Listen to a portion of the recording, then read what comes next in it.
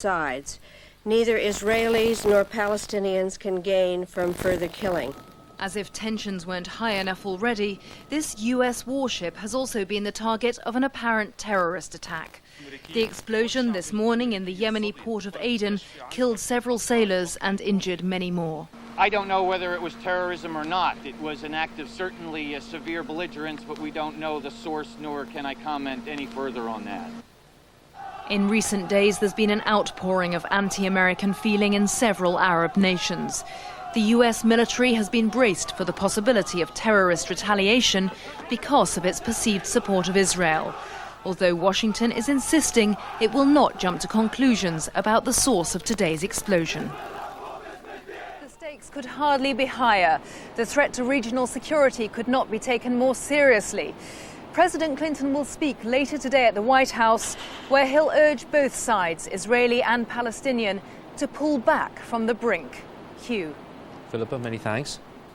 And the violence in the Middle East has had immediate economic consequences today. The price of oil has risen sharply. At one stage, the cost of crude oil went up by more than $3 to just over $35 a barrel, and that's the highest level for 10 years. Let's join our correspondent Greg Wood, who's in the city. Greg, where did that price end? Well, Hugh, the chart behind me here shows you what's happened to the oil price over the past month or so. And what we see is that at the time of the fuel crisis about 3 weeks ago, oil peaked at over $34 a barrel. After that, it tailed off a bit. But today, we've seen this big spike right at the end of the chart there, over $3 a barrel at one stage. The price went up to $35 and about 20 cents. It's since fallen back a bit. But the concern is that if the violence in the Middle East escalates, it will lead to restrictions in supply, and that will exacerbate the problem we already have with the shortage of certain refined oil products. So the consequences directly for us, Greg, and for people across the world who are using oil and petrol and fuel, what are they? Well, if this sort of price level is maintained, then in 6 to 8 weeks' time, we will see the price of fuel, of petrol and diesel, rising at the pumps. If the violence escalates further, we could see the oil price reaching maybe $40 a barrel. There's one other thing we should mention today. I think we can probably see on the chart here what share prices have been doing in New York. And the main index of shares in New York, the Dow Jones average, is down over 300 points. It's been even lower at some stages this afternoon. So this crisis in the Middle East is having a widespread impact on the world's financial markets. Greg, thank you very much for that. And there'll be more on any developments in the Middle East, of course, throughout the evening on BBC News 24. Now, heavy rains have brought severe flooding across southern England, and the Environment Agency is warning that conditions in some parts are likely to get worse. Hundreds of homes have been evacuated and more rain is forecast. One of the worst-hit counties is East Sussex, the towns of Lewes and Uckfield in particular. Here's Robert Hall. This was a deluge that has changed the landscape. Continuous heavy rain falling on sodden hillsides that could absorb no more. Quiet tributaries became raging torrents, spreading out to form huge inland lakes and forcing their way through towns and villages. The centre of Uckfield has seen floods before. This was the most powerful for many years. Powerful enough to shatter reinforced glass and to carry the contents of shops and businesses away. Townspeople who'd watched the river rising retreated in its path. One man was swept away in the main street, to be found a mile downstream by emergency services. He was taken to hospital suffering from shock and hypothermia. I found the police and there was a load of people that went down there, and 2 people went across the bank to rescue him when the police came and the ambulance and the air helicopter lifted him to safety. At Lamberhurst in Kent, the River Tees burst its banks, sweeping through the village. Improvised transport helped some to reach dry ground, but here again there was little anyone could do but await the water level dropping. This happened to us on Christmas Day as well, and we were closed for the best part of a fortnight then. It's going to be a similar thing now. Sandbags do a certain amount, but there's a limit to what they can do. Just terrible sadness for all the people involved, and I fear I shan't be drinking beer in that pub today or tomorrow. Across the south, fire crews have struggled to answer hundreds of calls for help. There's so much water in the floodplain that's got to come through that we can't physically pump it all away, but we're trying to target our resources into places where they can be most effective, so local businesses, residential properties where we can save and salvage some sort of property and people's personal belongings. That's where our efforts are going at the moment. In Devon, the River Torridge finally succumbed to the downpour. Emergency services did what they could to reach isolated properties under several feet of water. For some, these extraordinary sights meant a day off school or a break from work. Others faced the misery of clearing up and assessing damage to vital local businesses. This man only opened his Uckfield bookshop 3 months ago. All the shelves were completely full on both sides, so at least 50% of the stock is now halfway to Lewes or beyond. Tonight, the waters are receding in places, but not the risk of more rain. These communities will be anxiously watching the skies for some days yet. And Robert brings us the latest now from Lewes, while John McIntyre is in Kent, in the village of East Peckham. I'll start with you, Robert, and ask you for the latest details there this evening. Well, the situation here to you is that although the situation has improved up at Uckfield, it's getting progressively worse down here at Lewes. The water simply has nowhere to go. We're on the edge of a housing estate here on the outskirts of Lewes. These are some of 300 homes that have been evacuated. Beyond them, acres and acres of flooded farmland. In fact, the farmer here had to try and rescue some cattle that were in danger of drowning in the last hour. Now, the water here is not receding. In the town centre this afternoon, there's been total chaos. People have been given the option to evacuate. The emergency services, some of whom had rushed here from Uckfield, have been doing what they could. Some people have been moved to Lewes Town Hall. Others have opted to stay closer to their homes. The situation, though, is changing all the time. The water level is static. We are expecting, though, another high tide during this evening, and we are also expecting more bad weather overnight, and that augurs very badly, not only for Lewes, but also for the towns further up the river here. This is the River Ouse. There are a lot of tributaries flowing in. Uckfield could well be at threat again. I mentioned people getting a day off school. Some people are taking this really quite lightly. It's an extraordinary thing to look at, but the emergency services here are stressing, and some of them have experienced it themselves, that things are very dangerous. That water's powerful enough, you saw those shots of beer barrels there, to sweep through properties like a brewery, carry away the contents. So more than powerful enough to carry away people. In fact, we saw members of a lifeboat crew struggling against the torrent this morning. So the message really is, do not attempt to cross floodwater either in vehicles or on foot. Stay away from this area if you can. Transport services, as you can imagine, are severely disrupted, and there's no sign of a break for these people yet. And as I said a little earlier, they have not even begun to assess the damage. Hugh. Robert in Lewes, thank you very much. Over to you, John, in East Peckham in Kent. What's the position there? Well, I tell you, Hugh, this is the appropriately named Taproom Bar in the Man of Kent pub here in the heart of the county. Taproom, as you can see, it was actually flooding here from about 9 o'clock this morning.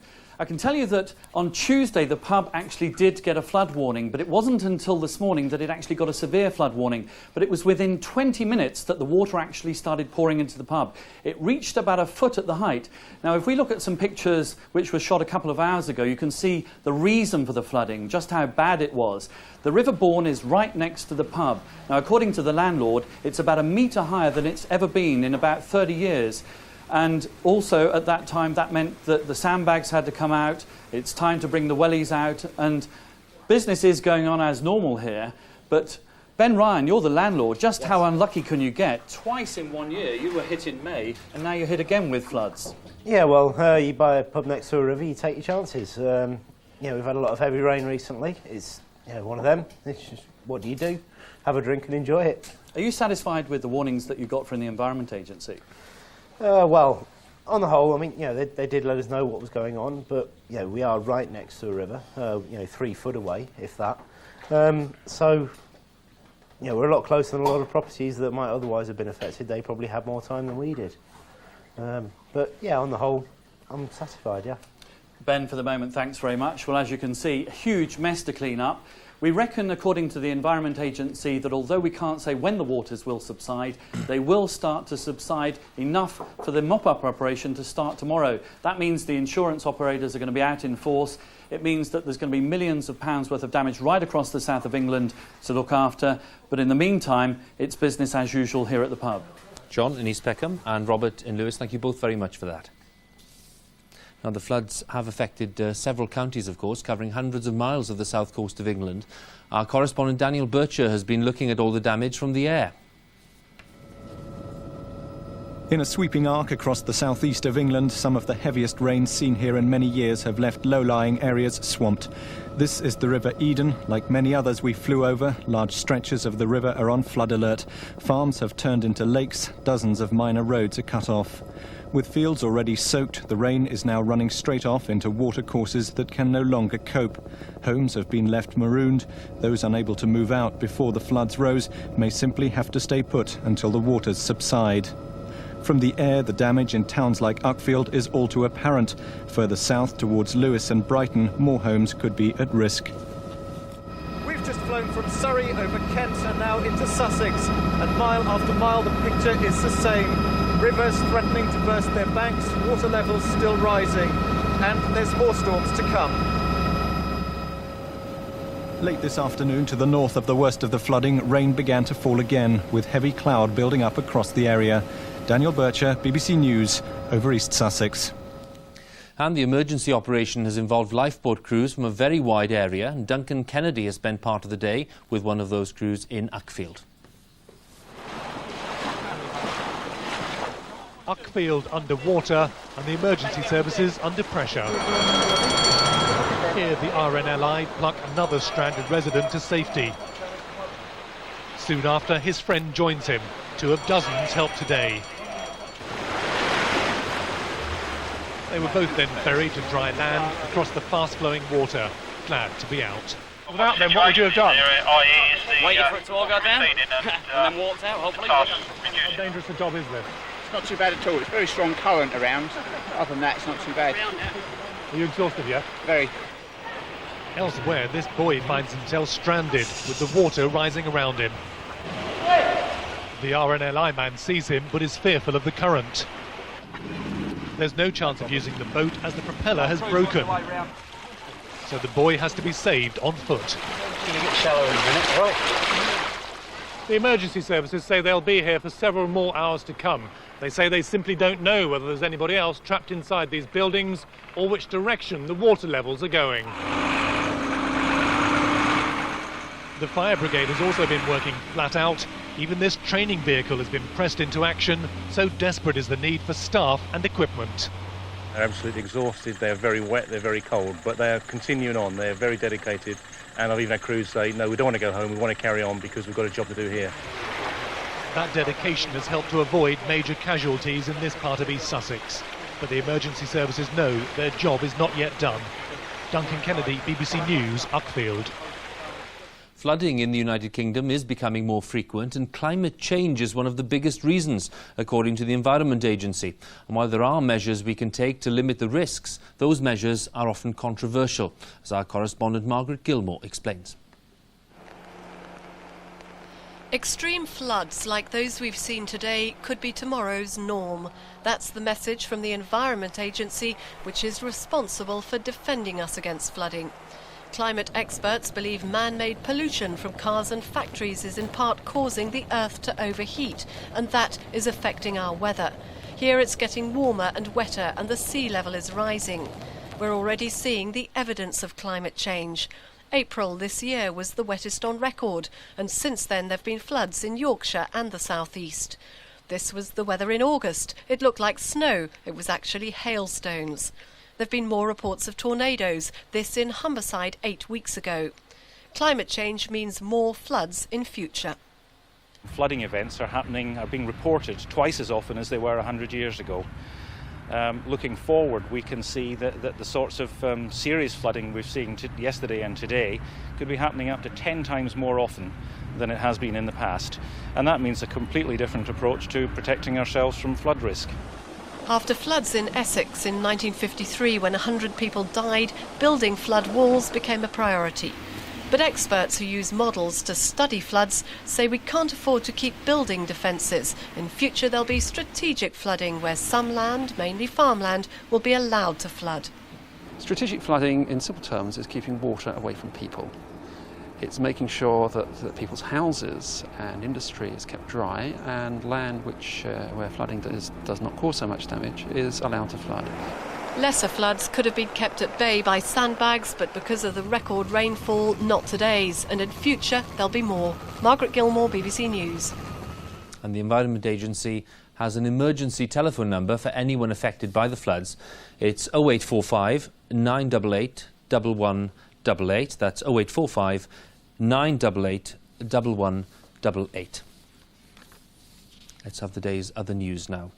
The funeral of Donald Dewar, the First Minister of Scotland, who died yesterday, is expected to be held early next week. The Scottish Parliament is to be recalled for a special session tomorrow. Flags are at half-mast and books of condolence have been opened throughout Scotland for people to pay their own tributes.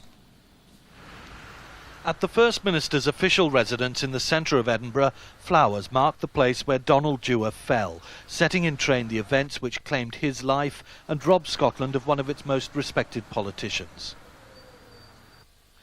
Books of condolence have been opened across Scotland, in Aberdeen, where civic leaders are considering a permanent memorial to Mr Dewar, and in Edinburgh, where there was a slow procession of people wanting to sign it. In Glasgow, where the First Minister served his constituency for 20 years, flags remained at half-mast as thoughts reluctantly began to turn to who might replace him. He's going to be greatly missed. I'd say probably more so than any other statesman or politician, because there's no natural successor. I think it was very, very sad. They've lost a great man, and I think he'll be very hard to replace, but we'll just need to wait and see who they're going to pick. Mr Dewar's successor will come from the ranks of the Scottish Cabinet he gathered around him. But Labour's giving serious thought to appointing an interim leader, because under the devolution legislation, a new First Minister has to be in place within 28 days. So somehow there needs to be a nomination put forward. The problem for the Scottish Labour Party is how to achieve that, because their electoral college selection process is likely to take far longer. At the moment, the indications are that they're talking about 3 months for such a ballot to be organised. The political manoeuvrings, though inevitable, will be overshadowed tomorrow when the Scottish Parliament reconvenes for a special sitting to allow members to pay their own tributes to a man the political establishment will so clearly miss. Andrew Castle, BBC News, Edinburgh. Barry Bulsara, the man accused of the murder of Jill Dando, has appeared before magistrates in London. He was committed to stand trial for the murder of the television presenter in April last year. 40-year-old Mr Bulsara, also known as Barry George, is due to appear at the Old Bailey in November. Police in Japan have arrested a man they suspect might be connected with the disappearance of Lucy Blackman. The 22-year-old nightclub hostess from Kent went missing more than 3 months ago. Police have been searching the properties of a Japanese businessman who was accused of assaulting a Canadian hostess some 3 years ago. The National Lottery Commission has a new chairman. Lord Burns, formerly a senior Treasury official, takes over from Dame Helena Shovelton, who resigned last week. She'd been strongly criticised after a High Court ruling that said she was wrong to exclude Camelot from negotiations for the next licence. Let's have more now on our main story, the escalating violence and tensions in the Middle East. For the latest, let's join our Middle East correspondent, Paul Adams, once again. He's in Jerusalem. Paul, the latest there with you. Hugh, we understand that the attacks now are over. This round of what the Israelis are describing as a symbolic signal to the Palestinian leadership. Those attacks involving a number of targets in the West Bank town of Ramallah and down on the Gaza Strip. Those attacks, we understand, are over. The Israeli cabinet has been meeting in emergency session, and I'm quite sure the Palestinian leadership has too. This was a day when the two sides were supposed to be talking at a senior security level about ways of bringing the situation under control. But once again, we've seen actions, rather brutal and dramatic actions, speaking louder than words. A defiant statement from Yasser Arafat's people earlier on, Paul. Any sign that they're prepared to act in any way this evening? Much too early, I'm afraid. The tempers are simply too high. You know, I was in Ramallah this afternoon, on the streets of Ramallah, and really the war broke out in the middle of a Palestinian city. This was obviously in reaction to what happened this morning, but for the Palestinians there in that city, this felt and looked like war. And it's going to be very hard for either side now to say that we should get back to negotiations and ways of sorting this out. Paul Adams in Jerusalem, thank you very much for that. Let's get the latest now on the weather. After all that flooding we saw, David, is that over? Is there more to come? Almost over, Hugh, yes. Good evening to you. We're probably going to see a little bit more rain, but I think the theme for the next couple of days is to gradually get drier, certainly for those areas that have seen that very wet weather. Tonight, further showers are possible, also some mist and fog. Tomorrow, I think those showers are becoming much more isolated. And as we move into the weekend, for those areas that are flooded right now, we should essentially see some drier weather, most of the rain falling in the more northern parts of Britain.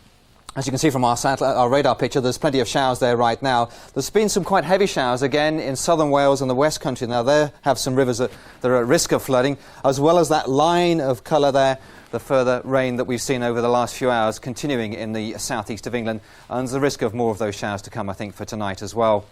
This is the kind of rain we've seen, between 80 and 160 millimetres. If you want that in a simpler figure, half a foot of rain in 3 days have fallen between Uckfield and Maidstone, and we're likely to see more of those showery outbreaks of rain overnight tonight.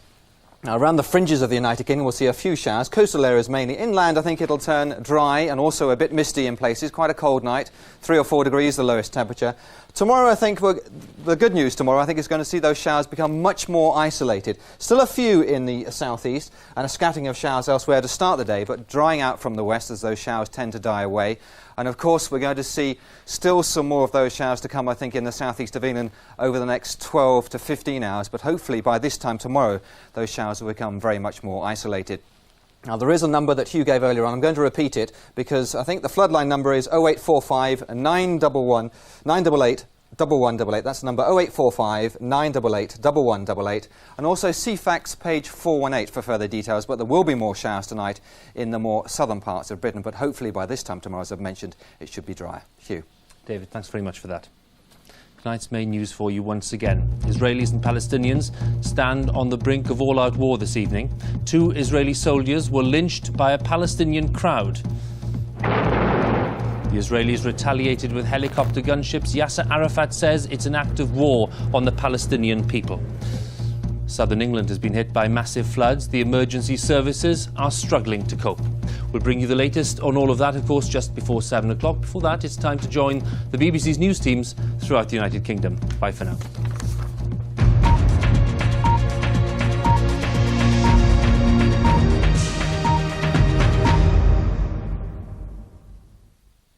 On Watchdog tonight, war breaks out over rival bidders to run the National Lottery. Richard Branson accuses Camelot of foul play.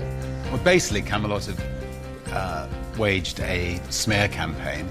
Sainsbury, Tesco and Safeway claim they sell for less. Not if you live in the southeast. And NTL, the cable companies, that are turning off the aerials in whole towns. If you want a picture, sign up with us, they say. That's Watchdog in half an hour. Now on BBC One, Chris Vasher and Susan Osman with the latest news from Points West. Good evening and welcome to the programme. The headlines in the West tonight. Increasing nursing shortage. Now sick babies are being sent miles outside the region because there aren't enough staff. Future of Glastonbury in doubt. What must change if Europe's biggest festival is to survive? And the Irish charmer who's raised thousands for children in need.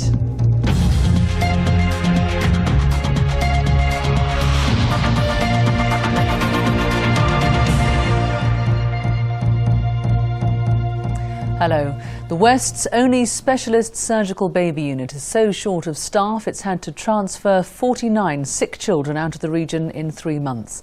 The unit at St Michael's Hospital in Bristol urgently needs more nurses with specialist training. Well, now managers are so concerned that they've launched an intensive drive to persuade former nurses back to work. Jamie Thomas was born prematurely and is now being treated for a lung infection. When he was born 6 months ago, he weighed just £2 10 ounces. His mother Helen had to be transferred from St Michael's in Bristol to Taunton to have an emergency caesarean because of a bed shortage. And then Jamie was transferred yet again, all the way to Birmingham for urgent surgery for a severe bowel condition, as St Michael's was full. We weren't allowed to go in the ambulance because there's too many surgeons and that and doctors in there, so we had to catch the train. What do you think of having to go so far afield? Well, it's a bit disgusting, but it's not the hospital's fault. It's where you've got to go, isn't it, really? Didn't have a choice. And the reason for this, only 10 out of 14 intensive care or high dependency beds are open because there aren't enough trained nurses. That's why tomorrow afternoon the unit will be opening its doors for 7 hours to try and entice former nurses back. They're also offering specialist training to nurses in dealing with sick children. A unit like this is so rewarding. There's nowhere else you get to do medicine and surgery, care of premature babies, to see the babies develop and grow, and to work as part of the team to make everything better for them. A special advisory group has recently stated that mothers and infants should not be forced to travel beyond their nearest specialist centre. The national nursing shortage means sick children are transferred across the country on a daily basis. A recent study in the British Medical Journal shows that over a 3-month period, 49 babies were inappropriately transferred in the southwest. That's one of the highest figures in the whole of the country.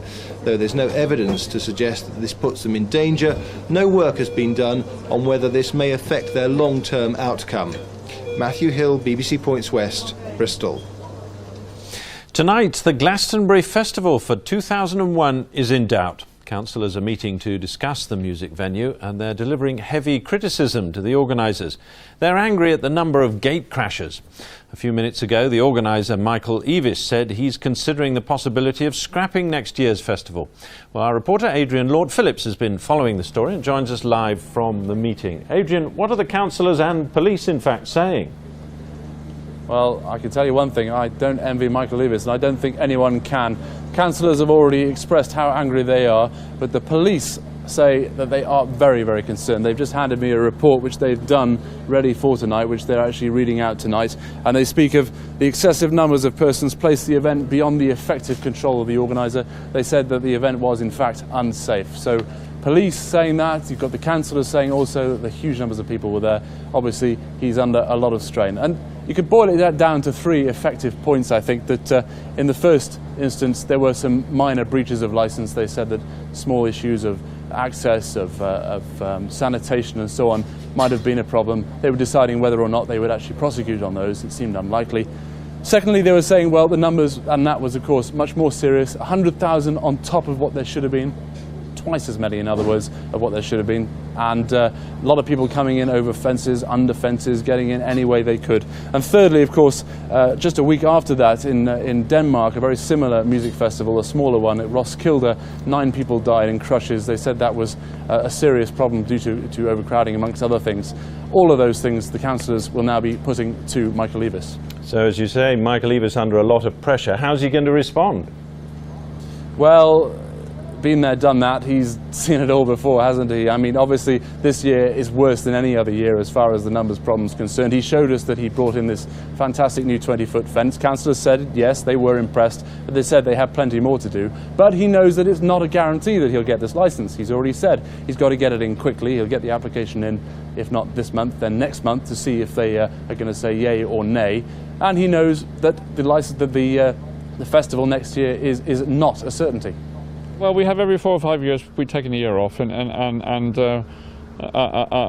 it's certainly to be considered. I'll see how the meeting goes tonight. A possibility, at least.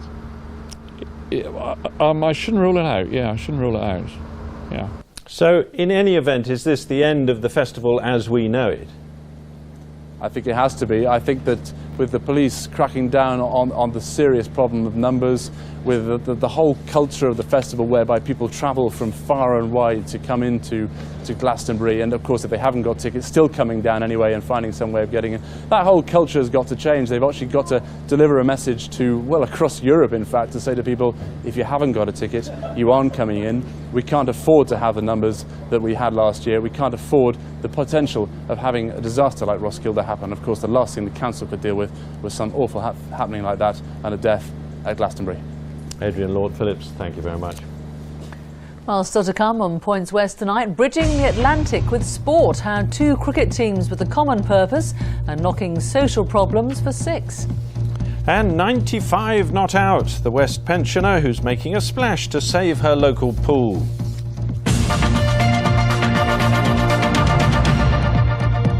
First, in other news, the man charged with murdering Jill Dando is to stand trial at the Old Bailey.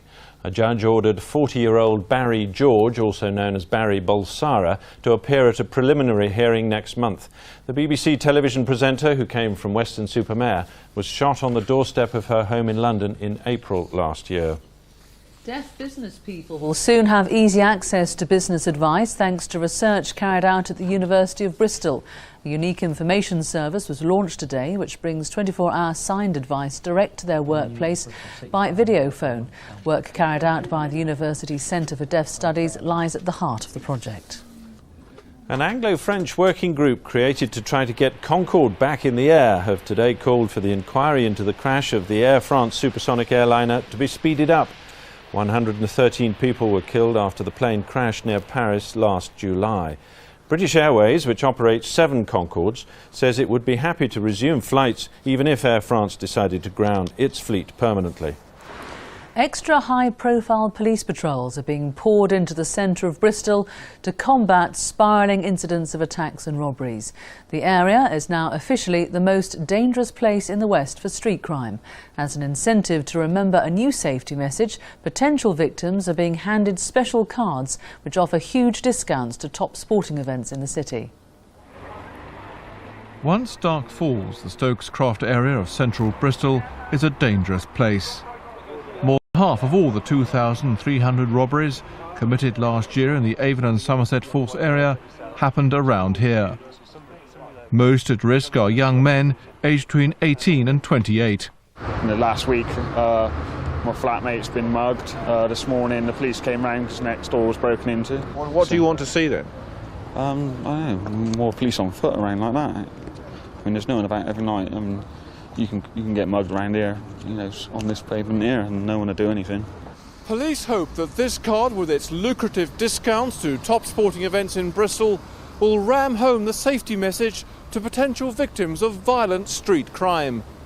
PC Clive Thomas hit on the concept of the card, which outlines the dangers of walking alone at night, coupled with a discount incentive. On the back, I've been rather fortunate in that all the major sporting clubs in the city have agreed to sponsor this deal.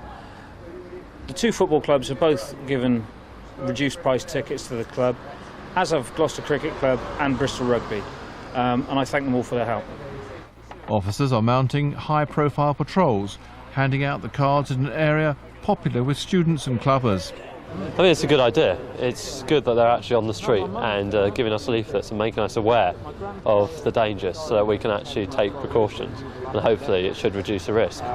The campaign comes as the government announced it was to give the force another £1.5 million to fight crime in the city's central area. Steve Brodie, BBC Points West, Bristol. Well, on a happier note, the countdown has started for this year's Children in Need. And events here in the West have been kicked off today by the singing sensation Daniel O'Donnell. He was performing an exclusive fundraising concert for 700 fans in Swindon, and I went along. More of that a little later. Children as young as 10, pensioners as old as 95. An entire community has joined in the campaign to save a Bristol swimming pool from possible closure. The council is reviewing all the city's pools, but says the 60-year-old Jubilee swimming bars in Knowle may be too expensive to refurbish. Now hundreds of people who use them say they'll fight to keep them open. 10-year-old Nathan cares so much he's designed his own Save Our Swimming Pool poster. If this pool closes down, we won't be able to go anywhere else because the other ones are too far away, so we really like this pool to stay open. At almost 10 times his age, 95-year-old Gladys Plaster is still going to the pool twice a week. She's been a stalwart of the Over 50s Club for decades. She even learnt to swim here just after it opened in 1935. She was devastated when she heard it might close. Well, I didn't sleep that night when it came on television. I said to Dennis, there's nothing to look forward to now. The council have appointed a citizens' jury, 16 people selected to represent a cross-section of opinion. They will meet next week and review the future of Bristol's 9 neighbourhood pools. They've been an important part of community life. Here, Points West looked in on a school distance record attempt. The first 2 girls have done very well, and if all the girls swim in a similar way, I'm sure we have a very good chance of breaking the record. But, say the council, many are now old and dilapidated. Among the ideas before the jury will be closing at least 2 and building a new leisure-style pool at Hengrove Park. For far too many years, politicians in the city have ducked the issue of future swimming provision. We have too many pools which are outmoded and are quite ancient, and the citizens of Bristol deserve 21st century swimming standards. The Jubilee campaigners have collected a 1,700 signature petition to keep their pool open. The pool is beautiful. I meet all my friends there, and we're such a happy lot there. SOS 2468, who do we appreciate? Not the King, not the Queen, but the Jubilee team. Please save our swimming pool by Nathan Griffiths, Holymead School. They're clearly determined to make their voice heard. Plenty of passion there. Yes, indeed. And if you want to have your say, whatever your opinion, Bristol City Council say give them a call at the Council House and they can tell you how. Now, when it comes to swimming, the United States can win many Olympic golds, but when it's cricket, well, they've got a bit of catching up to do. But one American ghetto has been so bowled over by the sport, they've chosen it as an unlikely bonding between them and a community in Bristol. The inner city cricket team from Easton and their friends in Los Angeles have been finding that all they need in life is to play the sport that they love. Easton, in the centre of Bristol, has links with cricket that stretch back to the legendary Dr. W.G. Grace, who had a surgery in the area. But the Easton Cowboys play a particular kind of cricket. It's not like a traditional form of cricket, and I think it's very difficult to play cricket when you're in the inner city. I was in Totterdown yesterday, and there's some kids on the street with cricket bat and some gloves and a ball. So to encourage that kind of sport in the inner cities, I think is also one of the ideals behind it all.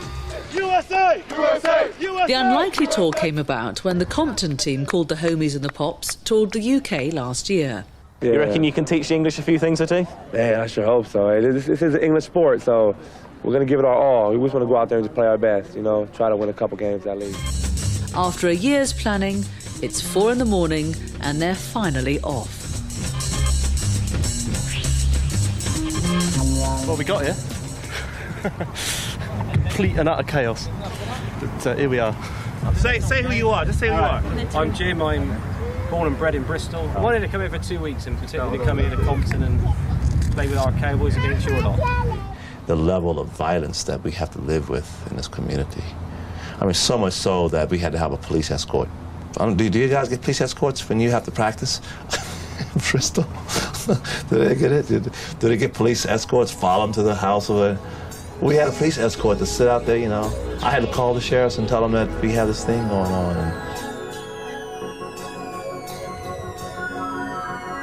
Match day, and Duncan Brewood arrives with the equipment donated by Bristol sports shops. So in here you'll find all sorts of goodies, including the balls we're going to play with. Use it, abuse it, do what you like with it, and play cricket with it. Enjoy it. Yeah, thank you. It's the best game in the world. Thank you. And you can see how that match ended and more on the bonding between the two sides by joining me for Close Up West tonight over on BBC Two at 7:30. Chris. Yeah, looks fascinating. The Royal Photographic Society in Bath has started its last ever exhibition in the city before it has to move elsewhere. 130 photos have been selected from the Society's huge archive, many of the pictures dating back to the 19th century. Modern photography is about 160 years old. The ability to capture image on light-sensitive surfaces has changed our lives. We take photography for granted now. We've got throwaway cameras, we take snapshots and drop them off to be developed in an hour. But on show at the Royal Photographic Society in Bath are the original images created by the pioneers of picture-taking. This leaf, for example, was photographed in 1843, one of the world's earliest pictures. And this remarkable photo of the moon was taken in 1865. This landscape by Roger Fenton, the founder of the RPS. There are about 130 pictures in the exhibition. It was a mammoth task, taking months to select them from the 270,000 images the RPS holds at Bath. But it's the last time such a feast will be laid on here at Milson Street. The RPS has to find a new place to show off its pictures. The building is old, needs maintenance, rates are high. Its Thought Devices is where the future exhibitions will be held. I'm very sad that this is our last exhibition here in this building because there are just over 120 images here, and I said we've got 270,000, so I'm sure you can work out how many more exhibitions we could do. There's so much in this collection that could be explored and will be explored, but regrettably not shown in this building again. Hand in hand with the exhibition is the book of the exhibition, which holds even more pictures. Photogenic runs until the end of January. Esmond Holden, BBC Points West, Bath. Well worth a look, I'm sure. Now, a huge crowd gathered in Swindon this lunchtime to hear one of the world's most popular singers. Yes, Daniel O'Donnell has sold 5 million records worldwide, has won many awards and recently appeared on This Is Your Life. He's helping to kick off this year's Children in Need appeal in the West in an exclusive BBC concert. And I'm sorry to make you jealous, ladies, but I went along to meet him. But first, let's see him in action. BBC Butcher Sound, we're live here at the Wyburn Theatre for Talent 2000 and an audience with Daniel O'Donnell. And I think we want some live songs from Daniel, do you think? Daniel, what would you like to sing for us today? I'm going to sing, first of all, will we just play it? I think we should just play it. And then I'll sing whatever they're going to play. Okay. I don't want to be the one who hesitates. This is what the 700 lucky fans who managed to get tickets to the exclusive show at the Wyvern Theatre had been waiting for. Daniel O'Donnell, one of the most popular entertainers in Britain, knows how to look after his audience. And they know how to look after him.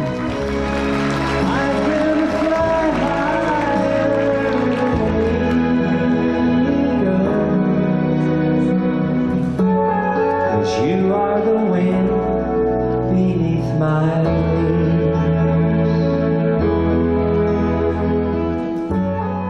And his exclusive performance left the audience in ecstasy. It was worth every penny, and I'd come and do the same all over again. Yeah, we just come back from Ireland as well. We went to sing there. Absolutely brilliant.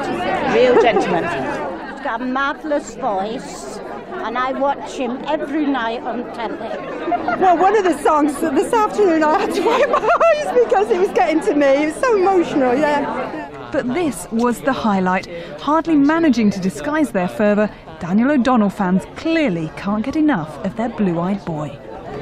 Rachel Hicks, BBC Points West. I can't believe I'm actually in Daniel O'Donnell's dressing room. He's just come on stage. The fans are going to lynch me if they know I'm meeting him. In his dress. Oh, Daniel O'Donnell. Hello, how are you doing? Hello, very nice to see you. Meet you. How are you getting on? Very well I can put a indeed. face to the name now. Oh, likewise. Yes, yes. Thanks very much for raising money for children. Well, Over it's been great. £2,000. It's really, honestly, it's been a lovely afternoon. You've gone down a bomb here. Really enjoyed it. No, it was. I mean, I didn't really know what it was going to be like, because there's no band and there was a few backing tracks, but we had a lovely afternoon, But good you can fun. tell a story or two, Good- can't you? Good fun, absolutely good fun. This isn't the first time you've raised money for charity. £1 million for Romanian children as well. Yes, the people have been so supportive of the Romanian Challenge Appeal, and it's raised, you know, in excess of £1 million now. People have just rallied round and did everything from, you know, raising £5 to thousands of pounds. And 42 of the children are living in the 2 houses that are built. There's some more been adopted, some are living in apartments. 62 in all have left the orphanage, and we've just bought 2 smaller houses in Surrett. So you always got a big soft pot for children's charity. Absolutely. Did Pudgy behave himself? Pudgy was excellent. He was good, was he? Yeah. Now they'll be a smack poor if I hear otherwise. You know, he was really. Now you've got a new album coming out on Monday, which is very That's dear right. to your heart. Yeah, haven't you? it's an album. It's actually called Faith and Inspiration. It's an album that was recorded with an orchestra and a choir, and a lot of the material on it are songs that I would have sung, or hymns that I would have sung in chapel.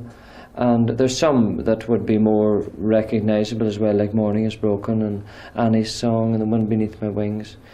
but Panis and Jellicus and Make Me a Channel of Your Peace Mm, and Near My they'll God love Today it, and Abide they'll With Me. love So it. it's a very special album for me. I call it my masterpiece. This is the one that is special. Well, I've played your music over and over again on BBC Radio British. You're a big, big hit with our listeners. And of course, I Want to Dance With You, they love that one. I know, it's That's a a big good favourite. song. Now, I've got to ask you about the teapots. The teapots? Yes. Well, they're well burnt out at the minute. And your big tea party that you have in Ireland. So that's Absolutely. 5,000. We had one in August and it was terrific. Thousands of people. And a great day, super day. And just to make your Bristol fans really happy, you're coming to Bristol We are. soon, aren't you? At the Tell us about that. end of the month, we'll be in the Colston Hall for 2 nights. So we're looking forward to that too. It's always a great atmosphere in the Colston Hall. And I mean, people are just so enthusiastic. They have their tickets bought months and months in advance. Well, you're so popular. Well, listen, it's been lovely to give you thank time you. up and say hello to us. Thank you. And I know you've got to rush off now. Daniel O'Donnell, thank you very much Thank indeed. you, and thanks to everybody as well. Well done, Daniel. You enjoyed your It was date with him. very You loved the kiss, nice. didn't you? Oh, she's been all over dinner yes. all afternoon. But we've got a special date to go. Don't be jealous. He's very jealous these days. November the 17th, because of course we were saying there, Daniel's kicking off Children Need. We're going to be at the Explorer at Bristol. Plenty of fun. Pudsey will be there with us as well. Yes, looking forward to seeing you down there. Do bring your money, because of course it's such an important night. It's November the 17th. Put it in your diary. Lovely. Well, after your date, harmony was very much the buzzword at Westonbirt Arboretum this afternoon. Yes, Atsushi Takenushi is said to be one of the world's great dancers with a unique ability to harmonise everything around him. He was showing off his talent among the Japanese maples, which came from his home country 150 years ago. It was to open Westonbirt's autumn colour season.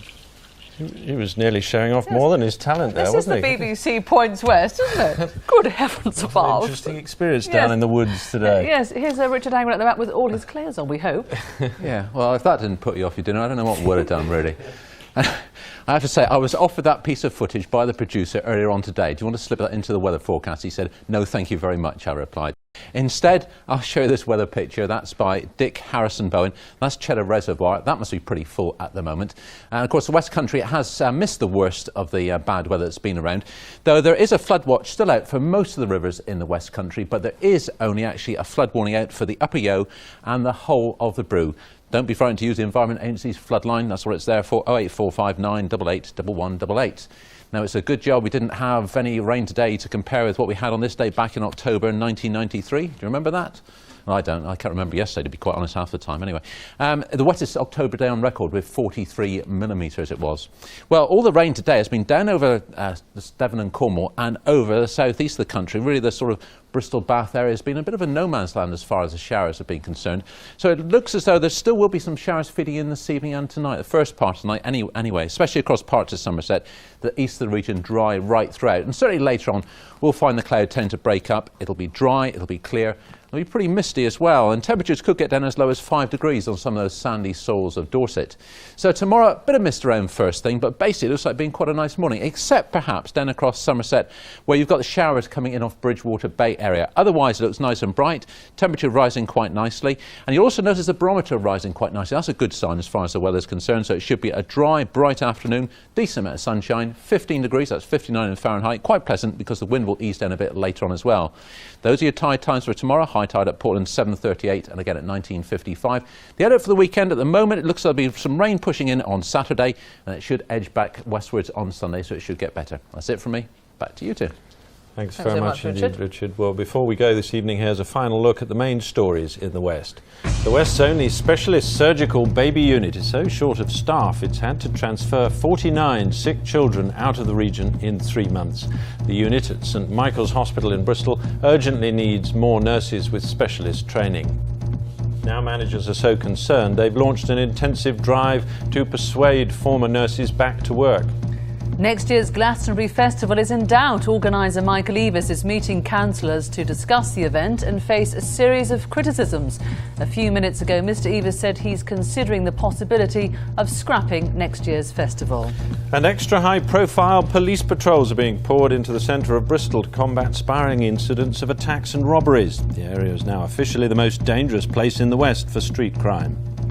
That's all from Points West. I'm off to listen to Daniel O'Donnell's new CD. Yes, can I come too? Oh, all right then, yes. Meanwhile, back to Hugh in London for now. A very good evening to you. Good night.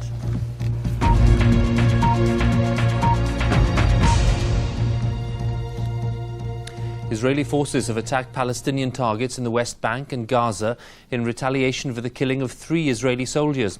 Helicopters fired rockets at buildings near Yasser Arafat's headquarters. 15 people were injured. There are no reports of any deaths. The Israeli Prime Minister Ehud Barak called the attack a warning to the Palestinian leadership. The Israeli action has caused concern around the world. Tony Blair and Bill Clinton have both called for an immediate ceasefire. The president, who was to visit the Middle East to try to resurrect the peace talks, has also condemned an attack on an American ship in the Persian Gulf, in which 4 people have died. He said it was an act of terrorism. Parts of southern England are underwater after heavy rain brought the worst floods for decades. Homes, roads and railways across East Sussex and Kent were cut off by the waters, and the Environment Agency has warned that the situation could get worse. The funeral of Scotland's First Minister Donald Dewar, who died yesterday, will be held next week. Flags across Scotland are at half-mast, and books of condolence have been opened in several cities. At 9 o'clock, Michael Burke will be here. Fiona's here tomorrow at 6 o'clock. Thanks for watching this evening. Bye for now.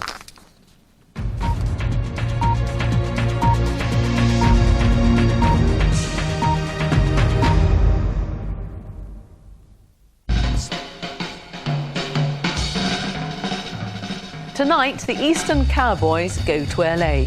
This inner-city cricket team wanted a tour with a difference.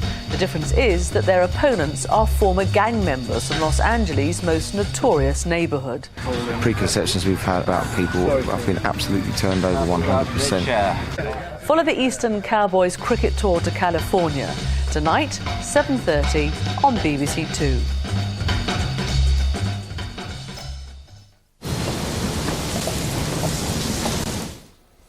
Good evening to you. There is some good news on the way. Eventually some drier weather will reach those areas that have been very badly affected. Further showers tonight, but becoming more isolated tomorrow. I think some rain for the northern half of the United Kingdom on Saturday, but for a good part of the day in the south it should remain dry. Now we still have some rivers on flood warning across a large part of England. Many rivers still on warning in the southeast as well. 0845 988 1188 is the number to ring to find out further details. And we do have some footage to show you just how extensive those floodwaters have been. This is Uckfield in East Sussex, all the way across the southeast from Sussex through to Kent. There have been scenes like this with many rivers have bursting their banks, and a little bit more rain to come, I think, tonight and tomorrow before those waters start to subside. And this is the kind of rainfall we've seen, between 80 and 160 millimetres of rain. If you want that in simpler terms, half a foot of rain in the space of 3 days for this part of the United Kingdom. More showery rain to come tonight. I think for the rest of England and Wales we're likely to see a few showers around the coast, but inland it should be largely dry and also quite chilly. Temperatures down to between 3 and 5 degrees, cold enough for some mist and some fog to form as well. That area of low pressure starts to move out the way, and this little ridge comes in from the west to dry things out. A weather front will approach on Saturday, but not quite reaching the far southeast until towards the end of the day. So Friday's forecast should be drier. There'll be a few showers in the morning, but they should largely die away through the afternoon, and a top temperature of around 13 or 14. Bye for now. Kitty's out to impress. I'm not apologising. Kitty's one of the best teachers I've come across. And she's making a lasting impression. Whatever it is, I won't be shocked. Got involved with a pupil. New term, new challenges, new series. Don't mind doing it for the kids. Hope and Glory continues tonight at 9:30 on BBC One. Did you know how easy it is to watch almost all your favourite BBC programmes with subtitles? From award-winning drama and comedy to films, sports coverage and the local and national news. You can find subtitles for all sorts of programmes on CFAX page 888. Or if you're a digital viewer, simply select subtitles from the menu. Log on to bbc.co.uk/info for more details.